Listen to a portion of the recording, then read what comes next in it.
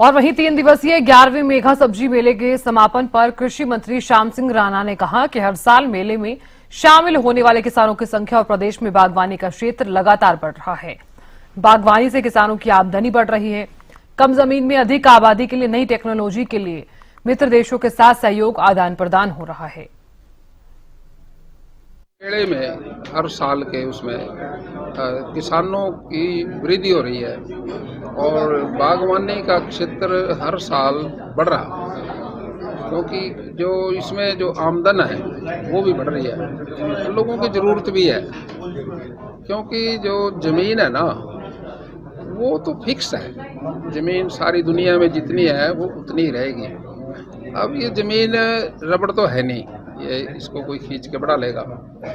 आबादी बढ़ रही है, परिवार बढ़ रहे हैं, संख्या बढ़ रही है और उसी तरह से नए टेक्नोलॉजी के तरीके से आमदन बढ़ाने की भी ज़रूरत है किसान को, उसकी आमदन बढ़े। हर साल बागवानी का जो क्षेत्र बढ़ेगा, दिल्ली के 4 तरफ है, 3 तरफ है, इससे किसानों की आमदन बढ़ेगी और लोगों को भी सुविधा मिलेगी। पहले 2014 से पहले अनाज मंडी में बिकता था, लेकिन पैसा किसान के खाते में नहीं आता था, किसी दूसरे खाते में जाता था। तो ये भारतीय जनता पार्टी ने किया भाई, जिसकी फसल उसी का पैसा उसी के खाते में आना शुरू है।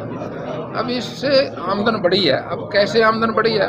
हम सहकारिता बैंकों से, कोऑपरेटिव बैंक सेक्टर से हमारे को कर्जा मिलता है 0% पे। अगर हमारी फसल का पैसा एकदम हमारे पास आ जाता है 48 घंटे में, तो हम सहकारिता बैंक का पैसा उतार सकते हैं। 0% है और वो पैसा हमारे को वैसे फिर मिल जाएगा। उस पैसे से हम अपने दूसरे काम भी कर सकते हैं। प्रदेश की सरकार ने 24 फसलों का MSP का नोटिफिकेशन कर दिया। वो गारंटी की बात है, वो उसी रेट में